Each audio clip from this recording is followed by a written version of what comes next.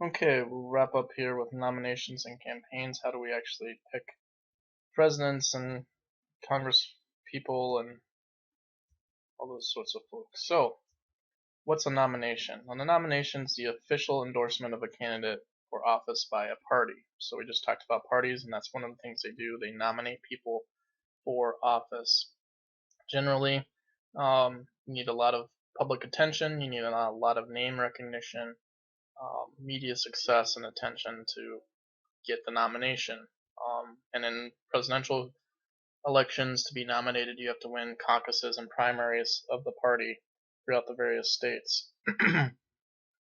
um, Campaign strategy is just a plan to lay out your campaign to get elected.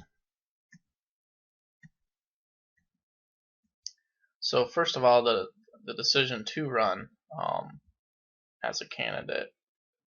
Campaigns are incredibly physically and emotionally grueling. Especially in a presidential campaign, if you're a candidate and one of the major front running candidates, every single aspect of your day is videotaped and monitored for any kind of slip ups by various people who are running against you, both in your party and from the other party. You have to go to many different campaign stops and shake hands with regular people and donors. And in every one of those situations, you have to be on, right? You have to be friendly, conversant, because you don't want someone to have a bad impression of you. And furthermore, with everyone having cell phone video cameras now, right?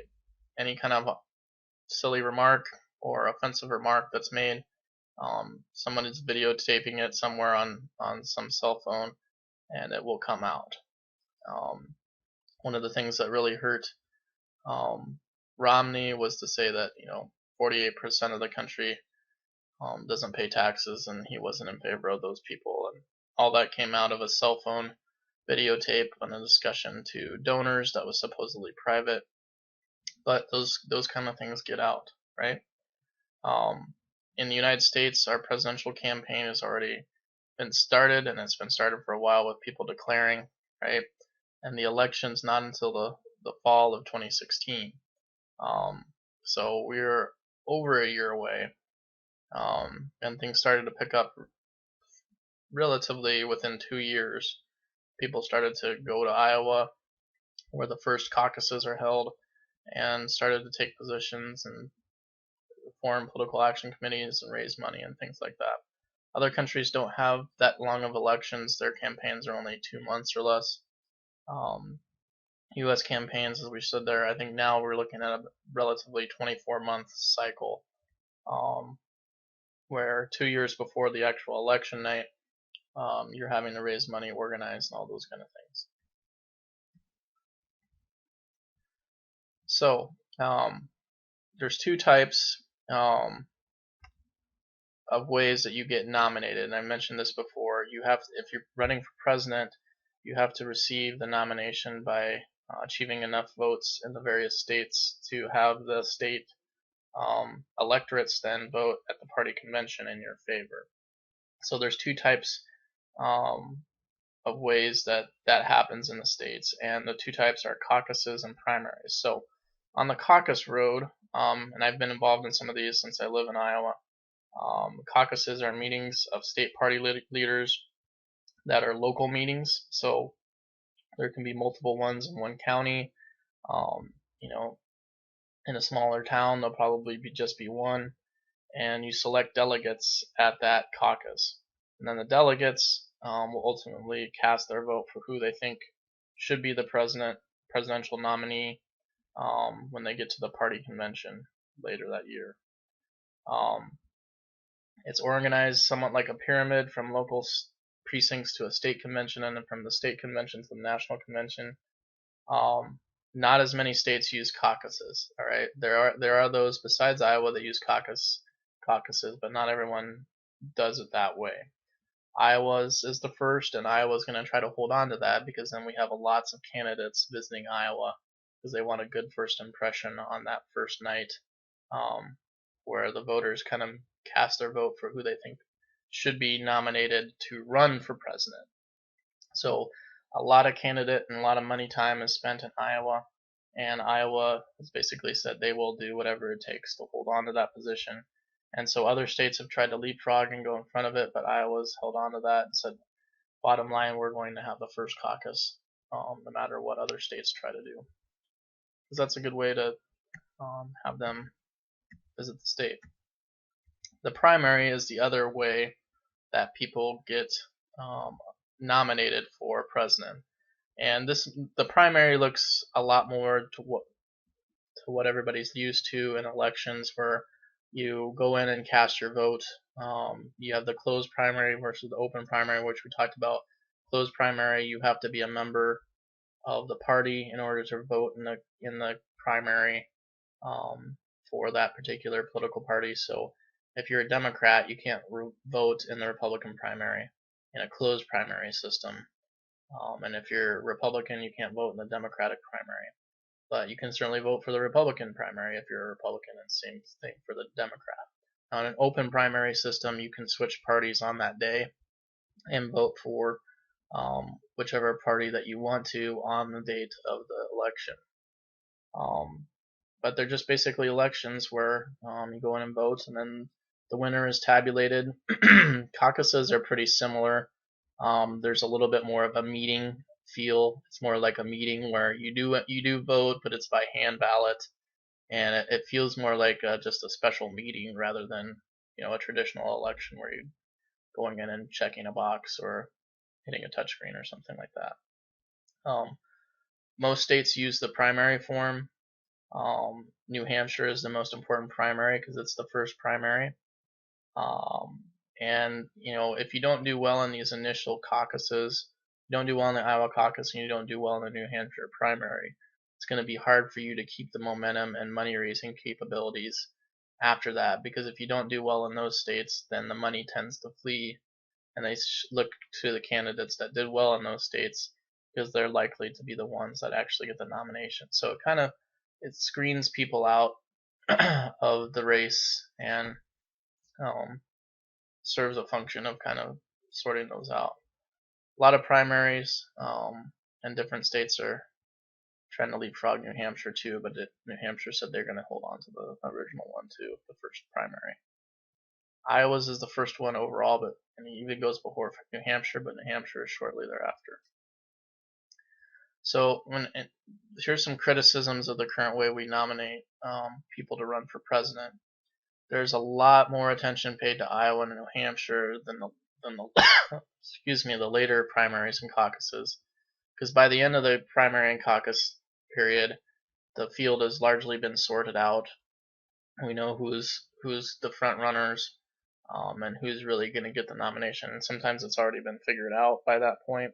So a lot of the attention is paid to the early ones, even though Iowa and New Hampshire are not real populous states, right? Prominent politicians feel like it's difficult to find time, but if you really want to be president, you're going to have to make time. Money plays a big role in it, especially those early contests.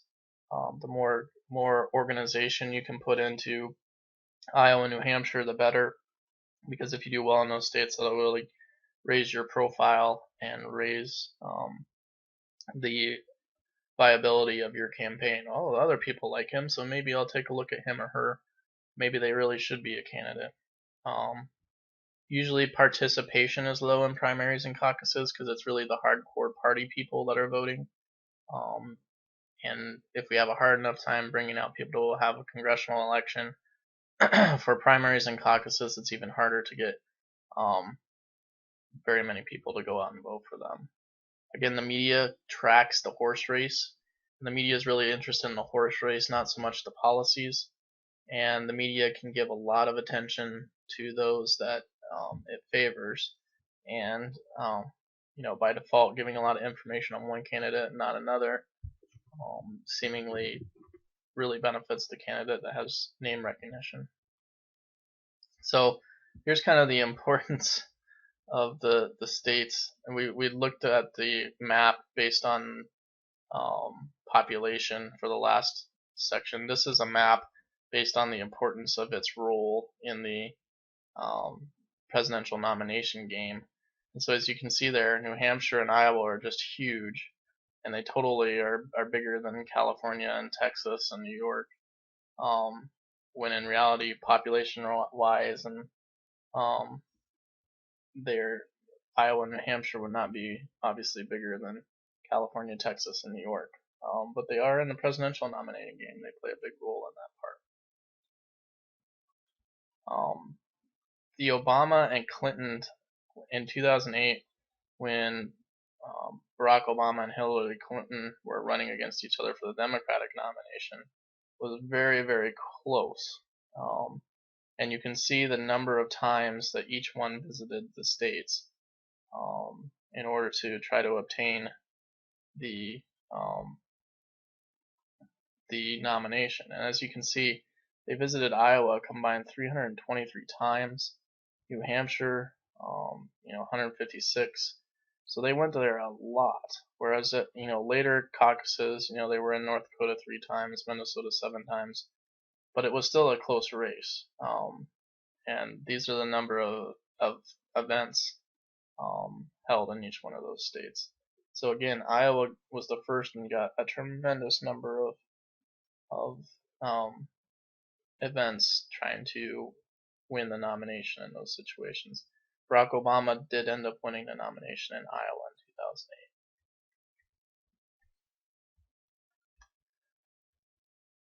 We talked a little bit about party conventions when we were discussing parties, but effectively now the convention used to be, as it says, great drama, because no one knew who was going to get nominated until the convention. So it used to be a big wait and see. Well, when we get to the convention, we'll see what the delegates think, and then somebody will get nominated. So, for instance, Abraham Lincoln was kind of the furthest person from a lot of people's minds when they went into the Republican convention to nominate him for president. But Lincoln was kind of like everybody's number 2 or 3 person on their list, but not their number 1, or even a lot of times not their number 2. But when the number 1s and the number 2s, there was a lot of factions, people. William Seward was a lot of people's number 1s, but he had rubbed a lot of other people the wrong way. You had Salmon Chase, all kinds of different guys ended up in Lincoln's cabinet, but enough of the rivals with Lincoln had made people mad that no one wanted to support those folks as president. But so then everyone kind of got to Lincoln then, and Lincoln had not angered enough people, so he was kind of the third choice by default for a lot of people, and he ended up getting the nomination out of the convention, which no one would have predicted. Right? So, and we had even up to the 60s, and even during FDR's time, there was a lot of drama that unfolded at the conventions. We didn't know who was gonna be nominated, what kind of political deals were gonna be struck at the convention, and so on and so forth.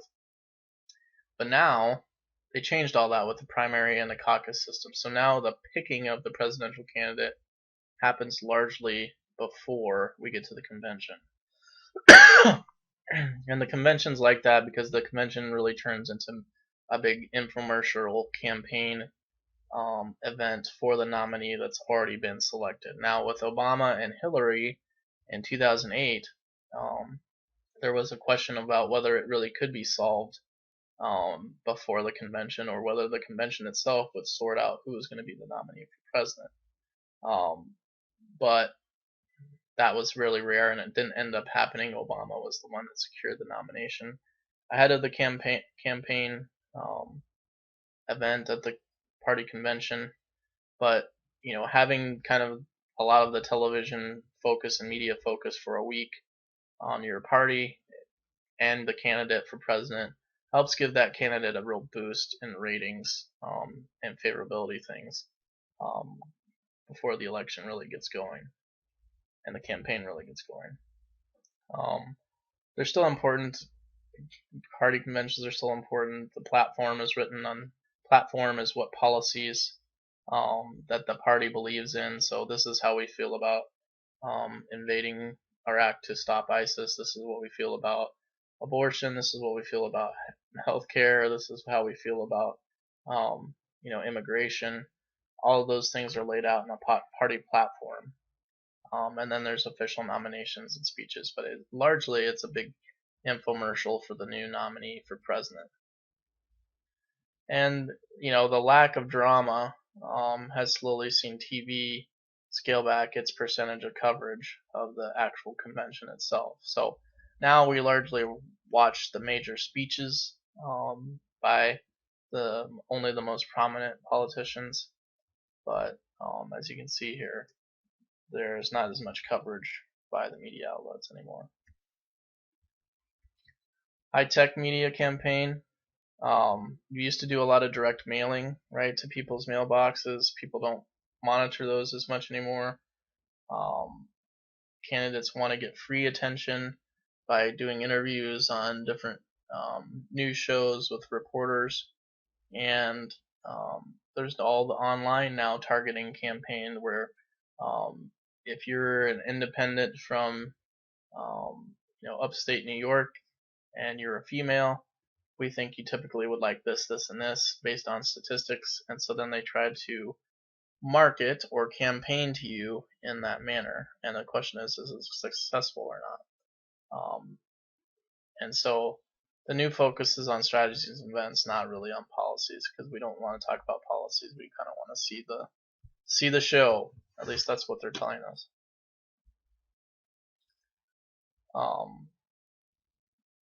In 2008, there was far more campaign coverage of the horse race than candidates' policies and records, right? So it's the media wants to cover just the back and forth and not really the policies that go into all that. And here's just a percentage of a study that shows how much time was devoted to the horse race versus policy and those kind of things. And so, as you can see from this chart anyway, there's a vastly big difference in the coverage of the horse race, which is just who is ahead of who and why and that kind of stuff, versus policies and strategies and others where they're trying to figure out, is this really what the person said? How do you organize a campaign? You got to get a campaign manager. You got to get a fundraiser. You got to have a political action committee and a fundraising campaign manager. You have to get media consultants, campaign consultants from people that have been involved in campaigns before. Put all the data together. Do the micro targeting of the people that are likely to vote for you and get them out to vote. Research staff, policy advisors, pollsters, press secretary, and need a good website. So the campaign finance laws, they used to, what you could do in the past was if you ran for president and you got nominated, you could ask for what was called public financing, where the government would match your own financing up to a certain point, and then that was all, right? But you only had to raise enough to kind of get to the maximum of the matching by the federal government, and then you couldn't raise anything else. And so that worked for a while, but then George W. Bush came to office. He just said, I'm not doing any public financing. It's all going to be private. I'm going to try and get donations from a lot of different people, and he was able to, and he raised far more than Al Gore did in that campaign, right? So I don't know of any presidential candidate who's publicly financed their election campaign since that point, because you can do so much better online and through the internet or something like that. Soft money is contributions with no limits used for party building expenses or generic party advertising. So you can make soft money contributions to parties, you can make soft money contributions to political action committees as much as you want. And that's what was changed when McCain-Feingold had banned soft money and increased the amounts and limited issue ads, but that whole law was thrown out as unconstitutional by Citizens United. Approximately $85 million is available to each party nominee to finance their entire campaign. candidates who turn down the grant can raise however much they think is going to be necessary. And the McCain-Feingold Act again had eliminated unlimited soft money contributions, but there are still ways now. McCain-Feingold, as you know, was overturned by Citizens United, and so McCain-Feingold is no longer good law.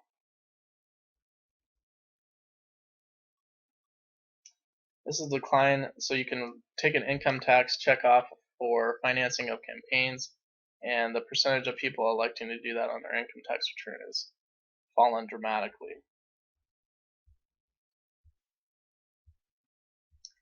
Political action committees, right? What are they? Definition: they're created by law in 1974 to allow corporations, labor unions, and others to donate money to campaigns, and yet be a nonprofit. Over 4,000 political action committees donating over $250 million and give to candidates who support the issue regardless of affiliation. So several people just gift to people no matter what team or logo or anything is on the shirt, and in order to support their mission.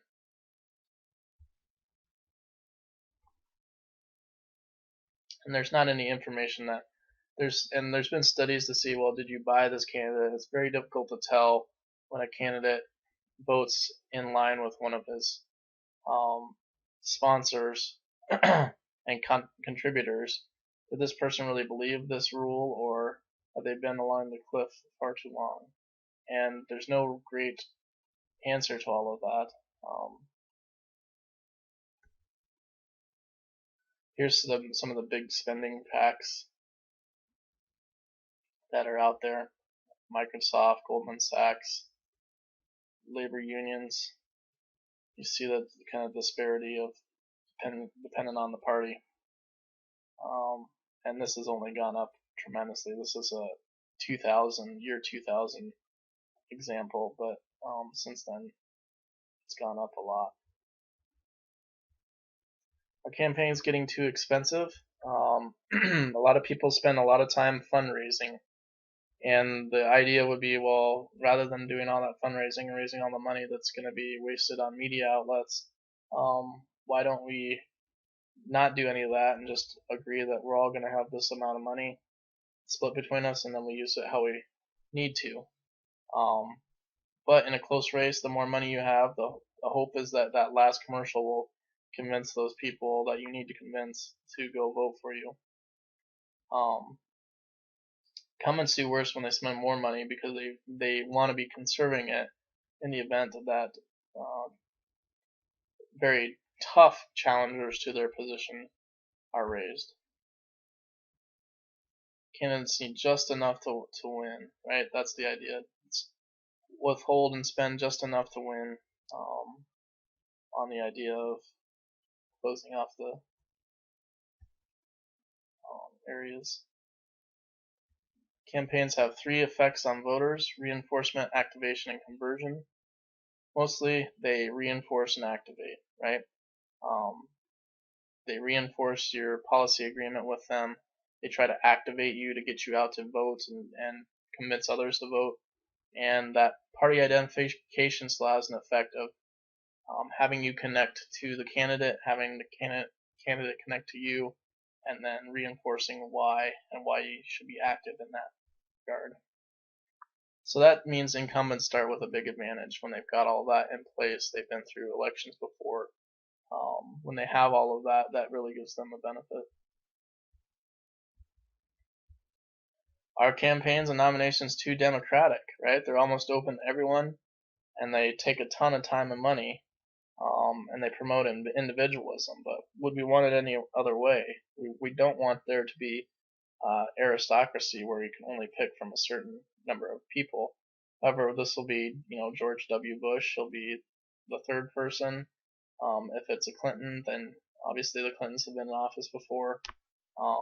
So the question, can outside people really run effectively whatsoever? Do big campaigns lead to the increased scope of government? Candidates will promise the moon to get elected, and any kind of promise in that nature tends to increase the government unless the promise itself is, I will reduce the size of the government. And it's hard for politicians to promise to make cuts when they get into office, and people are demanding that they not do that. So who actually votes? People with a higher than average education vote more than people with less education. Older people vote more than younger people. And then racial minorities usually are underrepresented in accordance with their percentage of the population. There's P. Diddy with a vote or die shirt. Awesome. Alright, women tend to participate in elections more than men do. Marital status, married people vote more often than unmarried people.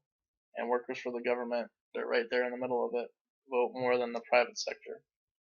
And here's the percent of turnout rates. As you can say, 18 to 24 is not that great a turnout rate. 65 and over, 70%. Right? They're concerned about Medicare. They're concerned about Social Security. What's the government going to do to those things? And on down the list that you see in there. What's the Electoral College? It's a unique American institution that was initially created in the Constitution for the election of the president. Again, less populous states are overrepresented, and there are winner-take-all aspect of it concentrates on the campaigns in close states. So each state has an electoral vote equal to its members in Congress. So in Maine and Nebraska, they have different systems, and so it's not a winner-take-all thing in Nebraska or Maine. State electors vote in December following the November election, and then Congress counts the votes.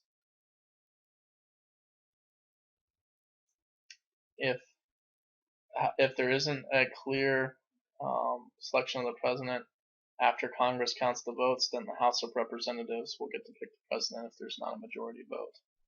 Alright?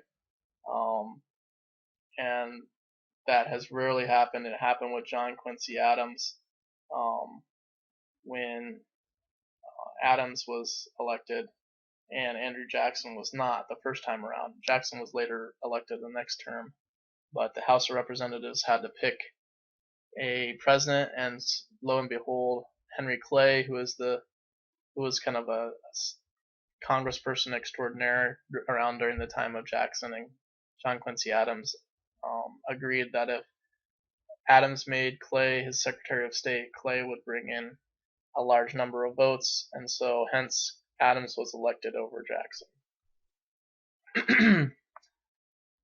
Each state gets 2 electors for senator, regardless of population. Winner takes all means candidates will focus on winning the states where they could put together the number that they need, right? Which of the following is true about which of the following is not true about Americans' voting behavior? A college graduate is more likely to vote than a high school graduate. A single person more likely to vote than a married person. Women more likely to vote than men. A 50-year-old is more likely to vote than a 22-year-old. It's B. A single person is likely to vote more than a married person. Married people are more likely to vote. The Electoral College encourages candidates to campaign in blank battleground states. Right? The more votes of the Electoral College that you can get, the closer you get to the presidency. So you want to